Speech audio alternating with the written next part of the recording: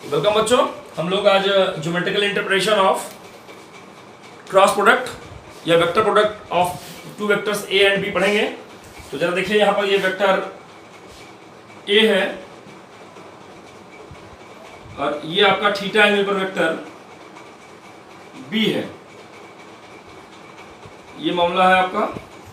और अब हम आपको ए क्रॉस बी का मतलब समझाते हैं।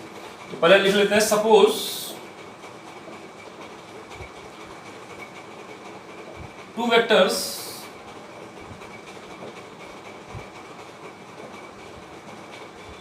A and B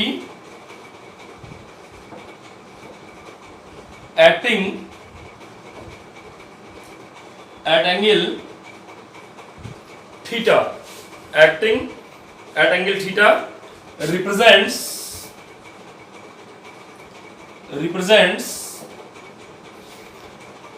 adjacent sides of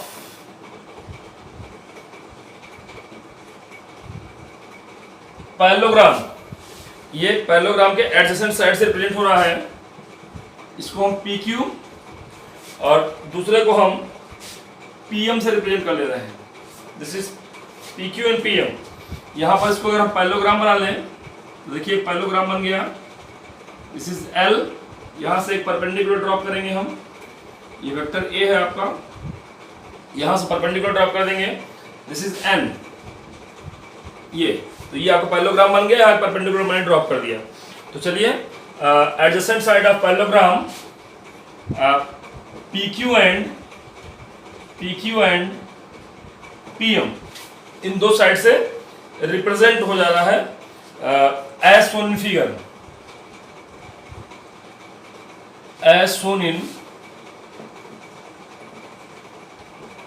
figure. अब आइए हम वेक्टर ए क्रॉस बी की बात करना शुरू करते हैं। वेक्टर ए क्रॉस बी कैसे हो रहा है? तो चलिए, चूंकि हम जानते हैं कि वेक्टर ए क्रॉस बी होता क्या है आपका, that is A B sine theta N cap, जिसमें डायरेक्शन भी होती है। लेकिन हमको यहाँ पर अभी ज्योमेट्रिकल मतलब समझने के लिए केवल मैग्नीट्यूड की बात करनी है। तो mod of A cross B क्या आ जाएगा? तो वही एन कैप हट जाएगा, डायरेक्शन हट जाएगी, तो ए बी साइन थीटा आ जाएगा। इस पर अगर आप गौर करिए, ए बी साइन थीटा पर अगर आप गौर करिए तो ए क्रॉस बी के मॉड को हम लिख सकते हैं ए इंटू बी साइन थीटा। यहां पर ए क्या है? यही PQ के बराबर है, दैट इज PQ। और इस राइट एंगल ट्रायंगल में अगर आप गौर करेंगे तो this MN that is B sine theta, that is MN। ये बात समझनी चाहिए। ये ए क्रॉस बी को मैंने लिख दिया है। यहां पर ये कैसे लिख दिया देख लेंगे। In right angle triangle MNP sine theta is equal to MN upon PM, या MN is equal to PM sine theta that is B sine theta. तो आपको समझ में आ गया होगा कि यहां पर हमने PQ, ए की जगह PQ और बी साइन थीटा की जगह MN लिख लिया है। देन ए क्रॉस बी को हम समझ रहे हैं PQ इंटू MN। और PQ इंटू MN है क्या? अगर आप कॉन्सेप्ट समझें इस फिगर में, इस पैरेललोग्राम ला में समझें, तो इस पैरेललोग्राम में समझेंगे आप PQ LM में, तो ये बेस है और ये हाइट है।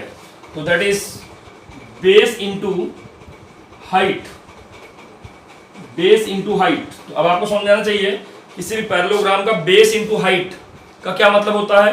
बेस इंटू हाइट का मतलब होता है एरिया ऑफ पैरेललोग्राम। तो यहां पर आपका clearly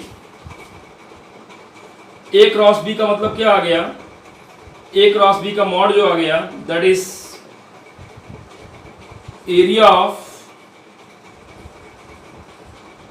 parallelogram, area of parallelogram, कौन सा पैरेललोग्राम? PQ एल एम, इसी का एरिया आ गया ये पी क्यू एल एम, इसका एरिया आ गया। या इसको अगर हम यहाँ से मिला दें इसको डॉटेड लाइन से, तो आप समझ सकते हैं कि ये देखिए, ये जो आपका ये जो पैरेललोग्राम बनेगा ये इस ट्रायंगल के एरिया का ट्वाइस होगा। That can also written as, और ए क्रॉस बी का mod is also written as 2 times of area of triangle, area of triangle named PQM, that is PQM। ये वो ट्रायंगल है, जो वेक्टर ए और B adjacent side के रूप में बन रहा है। तो यहाँ पर ये दो कॉन्सेप्ट समझ में आ गए होंगे। ज्योमेट्रिकल मतलब समझ में आना चाहिए कि अगर आपने वेक्टर ए क्रॉस बी का मॉड निकाल दिया तो आपने उस पैरेललोग्राम का एरिया निकाल लिया जो वेक्टर ए और बी एडजेसेंट साइड के रूप में होने पर बनता है, या उस ट्रायंगल का एरिया निकाल दिया, जो उस ट्वाइस ऑफ उस ट्रायंगल का एरिया निकाल दिया जो वेक्टर ए और वेक्टर बी से बन रहा है। तो आपको ज्योमेट्रिकल इंटरप्रिटेशन समझ में आ गया होगा।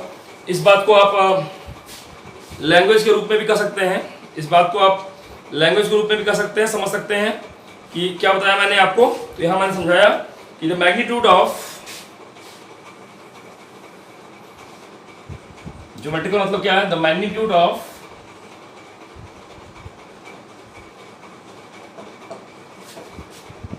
Vector product of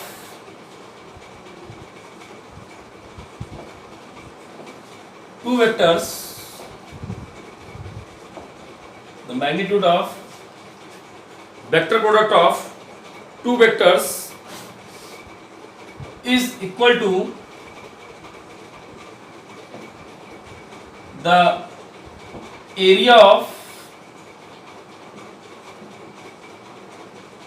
parallelogram or twice of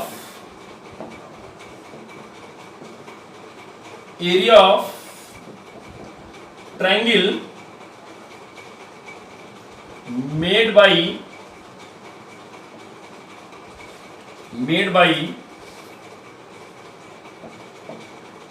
two adjacent sides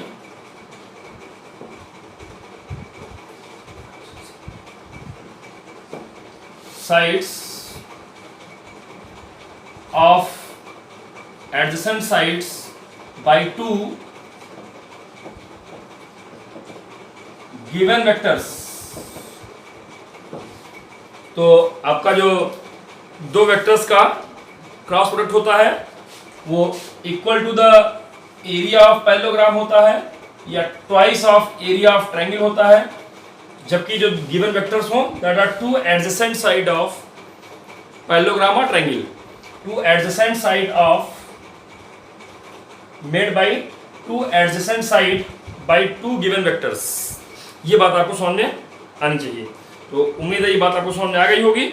कल हम लोग इसी के आगे से अगले इस टॉपिक्स को देखेंगे। गुड लक बच्चों।